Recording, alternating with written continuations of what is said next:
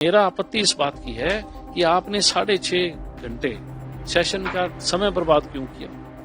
चोरी देवीलाल के वोट चोरी हुड्डा ने नहीं किए थे बंसीलाल के साथ मिलकर। हरियाणा में तो गैंगस्टर राज चला रहे हैं, गुंडे फैसला करते हैं अभी हरियाणा में क्या होना चाहिए, कौन ठेका लेगा। देखिए, हम तो पहले दिन से एक बात कह रहे हैं कि लॉ एंड ऑर्डर मामले में मुख्यमंत्री और इसकी सरकार फेल है और अपनी नाकामी छुपाने के लिए ये तरह तरह के हथकंडे अपना रही है। जिस तरीके से कोई भी व्यक्ति अगर इनसे सवाल पूछता है इस बाबत तो ये उसको दबाने का काम करते हैं। कल जो विधानसभा का सेशन था, हम सब लोग तैयारी करके गए थे कि हम सरकार को लॉ एंड ऑर्डर के मामले पे, मनीषा के मामले पे, हरियाणा के हालात पे घेरने का काम करेंगे। कहीं ना कहीं ये जो शोर शराबा था, जो कांग्रेस के चंद लोग हैं वो मिले हुए थे इनसे, और वो टाइम क्योंकि बहुत छोटा समय का सेशन था, 3 दिन का मात्र सेशन था, ये थोड़ा शेड्यूल छोटा था इनका, इसमें तमाम सदस्यों की बारी नहीं आती। और जो प्रथा स्पीकर साहब ने सेट की थी वो ये थी कि हर विधायक को मौका मिलेगा। पिछला हमारा जो सेशन था 10-12 दिन का था, हर एक विधायक को मौका मिला। इस दफा 3 दिन के सेशन में मुझे नहीं लगता कि 90 विधायकों में ये किसी को समय दे पाते। तो हम लोगों ने सब तमाम तैयारी कर रखी थी, और केवल मात्र मैंने नहीं, इस विधानसभा में 40 नए विधायक हैं जिन सभी ने मानसून सेशन की तैयारी की हुई थी।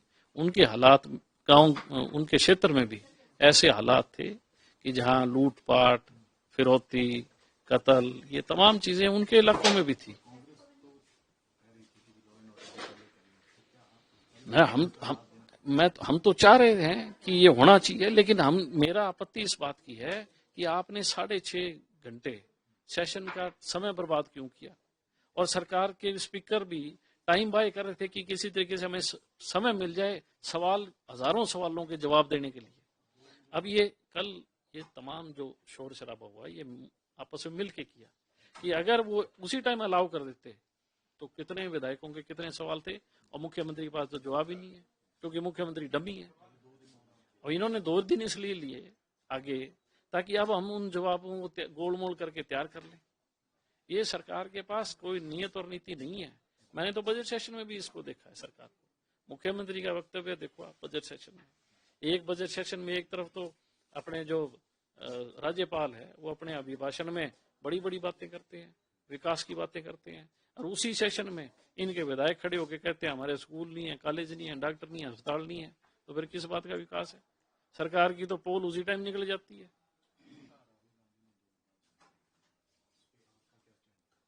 राहुल गांधी ने वोट चोरी का मुद्दा, हिंदुस्तान में क्षेत्रीय और राष्ट्रीय दल है। राष्ट्रीय दल जो है उनकी एक ही नीति है, हिंदुस्तान को लूटना।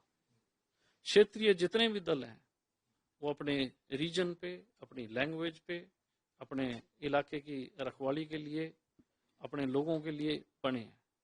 और क्षेत्रीय दल हमेशा डेवलपमेंट के लिए और अपने इलाके की प्रोटेक्शन के लिए आवाज उठाता है। 2 राष्ट्रीय पार्टी है, कांग्रेस और बीजेपी। इंदिरा गांधी जब सत्तासीन थी तो वो भी वोट चोरी किया करती थी। आज बीजेपी सत्तासीन है, ये वोट चोरी कर रही है। और राहुल गांधी को अब वोट चोरी की किसने याद दिलाई? रणदीप सुरजेवाला ने और सुखबीर कटारिया, जिन दोनों के केसेस पेंडिंग पड़े हैं।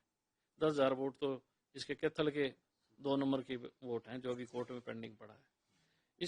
तब इन लोगों ने उसको सुझाव दिया कि आप ये हल्ला करो वोट चोरी का। मैं आपसे एक सवाल पूछना चाहता हूँ, चोरी देवीलाल के वोट चोरी हुड्डा ने नहीं किए थे बंसीलाल के साथ मिलके?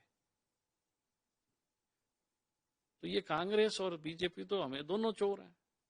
ये तो क्षेत्रीय दलों को क्रश करने के लिए कि लोगों की जो नीचे तबके तक, गांव तक की आवाज को किस तरीके से दबाना है, उस पर काम करती है।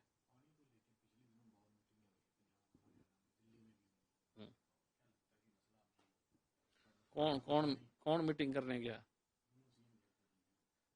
वो ये बड़ा सीएम तो पकोड़े खा के आता है, वो सीएम इसके स्वाद लेता है। पल्ले क्या है इनके। ये बड़ा सीएम तो पकोड़े खा के आ जाता है, फोटो खिंचवा लेता है कि मैं पानी बात कर रहा हूँ। इन नायब सैनी से ही पूछना चाहिए कि 50 मीटिंग तुमने कर ली, एक ही उसी पानी फालतू लेके आए हो क्या? जो हमारा हक बनता था, जो चौटाला साहब के टाइम में जितना पानी हमें मिलता था, जितना पानी ओम प्रकाश चौटाला जी की सरकार में मिलता था, ऑन रिकॉर्ड है। इसको कहते हो भी उतना पानी हमें हरियाणा में आज मिल रहा है क्या? आज भी मिल रहा है क्या? आज भी उतना पानी नहीं मिल रहा। हल तो ये खेती इन्होंने करी नहीं रखी, इनको तो तुक्के से कुर्सी मिल गई, एक को निकाला और एक को बिठाया। इन्होंने कौन सा संघर्ष कर रखा है? तो मौज मार रहे हैं हेलीकॉप्टर लेके, कभी साइकिल चढ़ देते, कभी रेस लगाते हैं।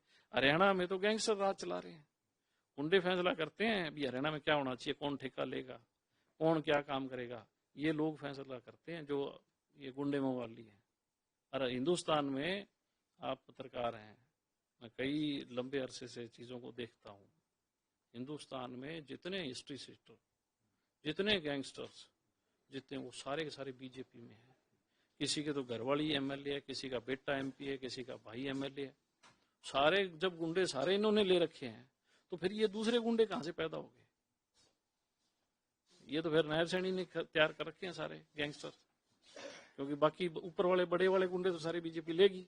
अब जो बच्चे हैं वो नए तैयार कर रहे हैं ये, ताकि लोगों में भय रहे, लोगों में डर रखो, और जो लोग बोले तो उनको उसी टाइम गोली मारो, और जो कोई महिला बोले तो उसका गला काट दो।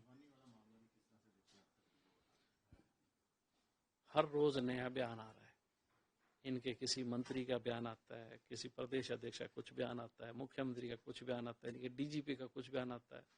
आप इसी से अंदाजा लगा लो भी इन सब के अलग अलग बयान है। और वो जो पीड़ित परिवार है वो बेचारा हैरान है कि वो किस पे विश्वास करे, मुख्यमंत्री के बयान पे विश्वास करे, सीबीआई से पेंडा छुटाने के लिए। हरियाणा में 11 साल से बीजेपी का राज है। इनसे एक सवाल पूछो कि आपने 11 साल में जितनी इंक्वायरी सीबीआई को दी है उसके क्या रिजल्ट है, उसको सार्वजनिक करो।